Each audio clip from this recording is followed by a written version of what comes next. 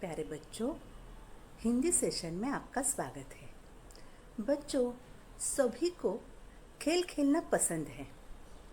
तो खेलों के अलग अलग प्रकार हैं। जैसे घर के अंदर खेले जाने वाले खेल हैं कैरम, गत्ते, शतरंज आदि।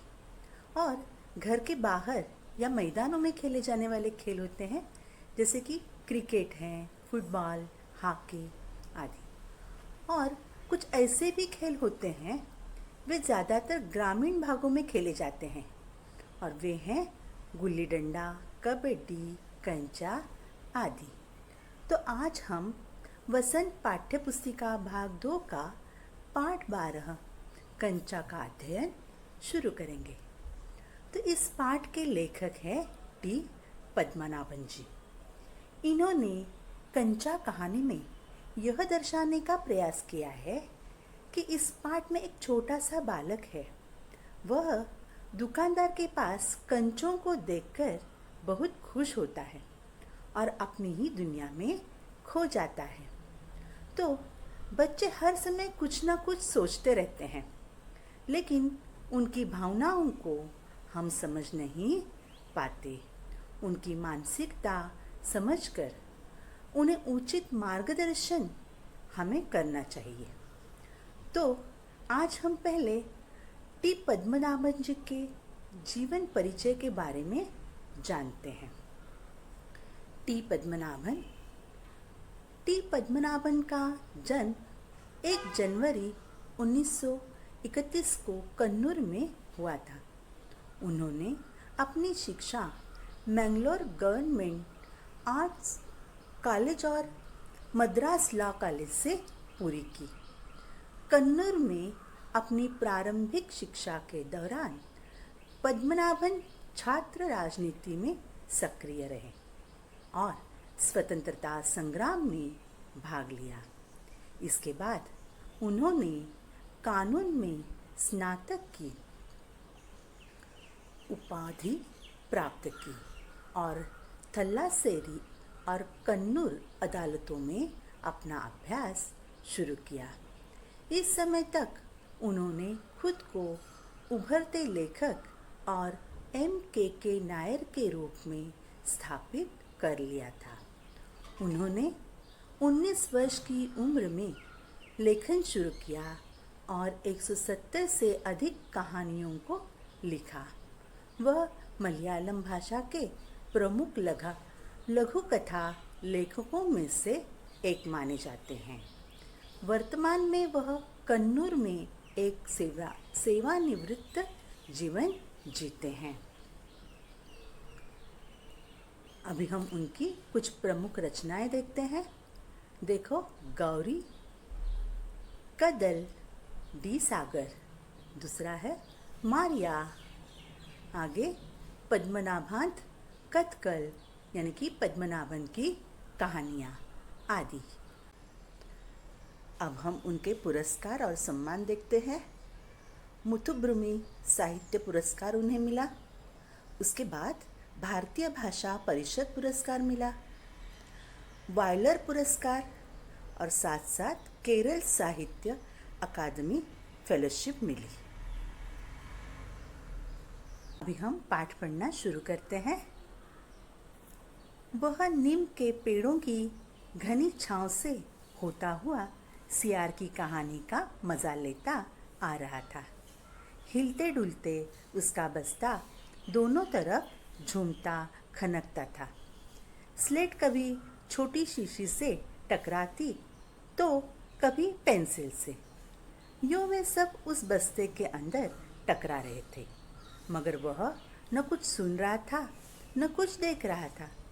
उसका पूरा ध्यान कहानी पर केंद्रित था। कैसी मज़ेदार कहानी! कौवे और सियार की।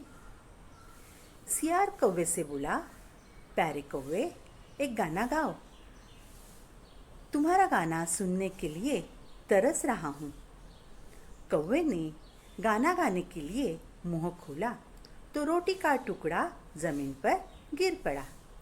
सियार उसे उठाकर 9-2-11 हो गया। वह जोर से हंसा। बुद्धू कौवा, अभी हम यहाँ शब्दार्थ देखते हैं। शब्दार्थ है घनी, उसका अर्थ है गहरी। छाव यानी छाया। खनकना का मतलब है आवाज़ करना।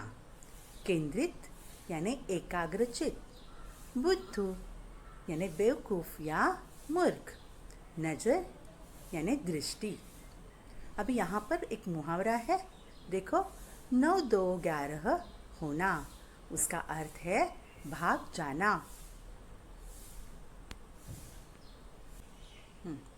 इस पाठ में एक छोटा बालक है और उसका नाम है अप्पू।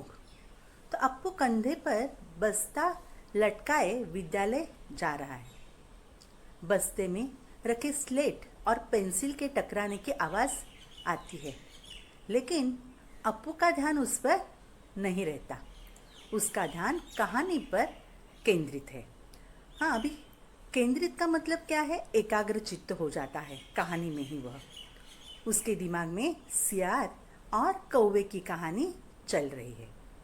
तो देखो, अब यहाँ सियार कौवे से गाना गाने के लिए कहता है और वह उसकी तारीफ करता है। तारीफ सुनकर कौवा गाने के लिए चोंच खोलता है तो रोटी का टुकड़ा उसकी चोंच से ज़मीन पर गिर जाता है। फिर सियार रोटी का टुकड़ा लेकर भाग निकलता है, भाग जाता है। तो भाग जाना का मतलब 9 2 11 होना यानी भाग जाना। यह एक मुहावरा है। देखो, उसका अर्थ क्या है? 9 2 11 होना यानी भाग जाना। हम वाक्य कर लेते हैं। देखो, पुलिस को देखते ही चोर 9 2 11 हो गया। तो कौवे की मूर्खता पर उस बच्चे को बहुत हंसी आती है और उसे वह मूर्ख कहता है। अभी आगे बढ़ते हैं। देखो, वह चलते चलते दुकान के सामने पहुंचा। वहाँ अलमारी में कांच के बड़े बड़े जार कतार में रखे थे। उनमें चॉकलेट, पिपरमिंट और बिस्कुट थे। उसकी नज़र उनमें से किसी पर नहीं पड़ी। क्यों देखे? उसके पिताजी उसे ये चीज़ें बराबर ला देते हैं। फिर भी एक नए जार ने उसका ध्यान आकृष्ट किया। वह कंधे से लटकते बस्ते का फीता एक तरफ हटाकर उस जार के सामने खड़ा टुकुर टुकुर ताकता रहा। नया नया लाकर रखा गया है। उससे पहले उसने वह चीज़ यहाँ नहीं देखी है। अभी शब्दार्थ देखते हैं। आकृष्ट। आकृष्ट का अर्थ है अपनी ओर ध्यान खींचना। टुकुर टुकुर ताकना यानी लगातार देखना। अभी अप्पू दुकान के सामने पहुंच गया। उसने देखा कि अलमारी में कांच के जार में चॉकलेट, बिस्किट और पिपरमिंट रखे थे, परंतु उसकी नज़र इन चीज़ों पर नहीं पड़ी, क्योंकि ये सारी चीज़ें उसके पिताजी उसे लेकर आया करते थे। उसे आसानी से मिल जाती थी। फिर भी एक नए जार पर उसकी नज़र पड़ी और उसे देखकर वह आकृष्ट हुआ। अभी आकृष्ट यानी क्या? तो आकर्षित हो गया उसे देखकर वह, और कंधे से लटकता बस्ता वह संभाल कर जार के पास वह चला गया। जार के सामने पहुंच गया और उस जार को वह टुकुर टुकुर ताकता रहा। अभी टुकुर टुकुर ताकता रहा यानी क्या? तो वह क्या करता रहा? लगातार उसे देखता रहा और अपने आप को ही कहने लगा, अपने मन में ही, यह चीज़ मैंने पहले कभी नहीं देखी थी। पूरे जार में कंचे हैं, हरी लकीर वाले बढ़िया सफ़ेद गोल कंचे, बड़े आंवले जैसे। कितने खूबसूरत हैं। अब तक ये कहाँ थे? शायद दुकान के अंदर। अब दुकानदार ने दिखाने के लिए बाहर रखा होगा। उसके देखते देखते जार बड़ा होने लगा। वह आसमान सा बड़ा हो गया तो वह भी उसके भीतर आ गया। वहाँ और कोई लड़का तो नहीं था, फिर भी उसे वही पसंद था। छोटी बहन के हमेशा के लिए चले जाने के बाद वह अकेले ही खेलता था। वह कंचे चारों तरफ बिखेरता मज़े में खेलता रहा। तभी एक आवाज़ आई, लड़के, तू उस जार को नीचे गिरा देगा। वह चौंक गया। जार अब छोटा बनता जा रहा था। छोटे जार में हरी लकीर वाले सफ़ेद गोल कंचे, छोटे आंवले जैसे। अभी शब्दार्थ खूबसूरत यानी सुंदर, भीतर अंदर, बिखेरना यानी फैलाना। अप्पू ने देखा कि पूरे जार में ही कंचे हैं, हरी लकीर वाले, बढ़िया बड़े बड़े सफ़ेद गोल कंचे थे। बड़े आंवले जैसे कुछ कंचे थे और वे कंचे कितने खूबसूरत है। अभी खूबसूरत का मतलब है सुंदर है। अब तक ये कहाँ थे? उसने अपने आप को ही क्या प्रश्न पूछा। उसके देखते देखते जार बड़ा होने लगा।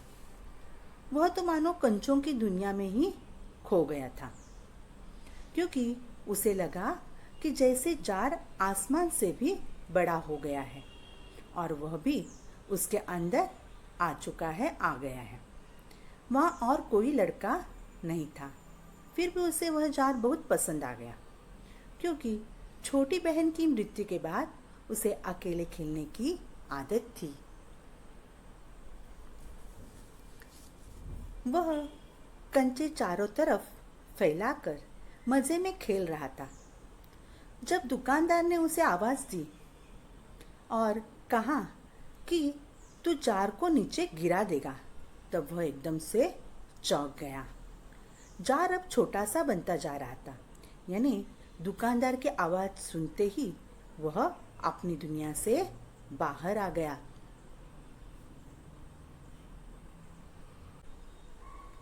सिर्फ 2 जने वहाँ हैं, वह और बूढ़ा दुकानदार। दुकानदार के चेहरे पर कुछ चिड़चिड़ाहट थी। मैंने कहा ना, जो चाहते हो वह मैं निकाल कर दूं। वह उदास हो अलग खड़ा रहा। क्या कंचा चाहिए? दुकानदार ने जार का ढक्कन खोलना शुरू किया। उसने निषेध में सिर हिलाया। तो फिर सवाल खूब रहा, क्या उसे कंचा चाहिए? क्या चाहिए? उसे खुद मालूम नहीं है। जो भी हो, उसने कंचे को छूकर देखा। जार को छूने पर कंचे का स्पर्श करने का एहसास हुआ। अगर वह चाहता तो कंचा ले सकता था। लिया होता तो? शब्दार्थ है निषेध यानी मना, स्पर्श मतलब छूना, एहसास महसूस करना।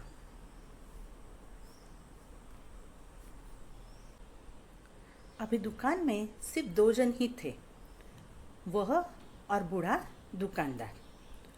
दुकानदार के चेहरे पर कुछ चिड़चिड़ाहट थी। वह गुस्से में था और वह कहने लगा कि तुम जो चाहते हो वह मैं तुम्हें निकाल कर दूंगा। यह सुनकर अप्पू एकदम से उदास हो गया और वह खड़ा हुआ वहीं पर। दुकानदार ने अप्पू से कहा, क्या तुम्हें कंचा चाहिए? और दुकानदार ने जार का ढक्कन खोलना क्या किया शुरू कर दिया। उस पर अप्पू ने मना किया और उसने सिर हिलाया। फिर दुकानदार ने उसे पूछा, तुम्हें क्या चाहिए? परंतु वह उसका उत्तर नहीं दे सका। उसने जार को छूकर देखा, परंतु उसे ऐसे एहसास हुआ यानी महसूस हुआ जैसे कि वह कंचे को ही छू रहा है। अगर वह चाहता तो वह कंचे खरीद सकता था, परंतु उसने कंचे लिए नहीं और वह पाठशाला की तरफ दौड़ पड़ा। तो बच्चों, इस प्रकार अप्पू कंचों को देखकर अपनी ही दुनिया में खो गया। तो अभी हम जितना पाठ पढ़ा उसका जीवन मूल्य देखते हैं। तो देखो, जीवन मूल्य, बच्चों की अपनी दुनिया होती है। वे हर पल कुछ न कुछ सोचते रहते हैं और अपनी ही दुनिया में कहाँ से कहाँ पहुँच जाते हैं। लेकिन कई बार बड़े लोग उनकी भावनाओं को समझ नहीं पाते। तो बच्चों की मानसिकता या भावनाओं को समझकर उनको उचित मार्गदर्शन हमें करना चाहिए। यहीं पर हम अपना पाठ समाप्त करते हैं। धन्यवाद।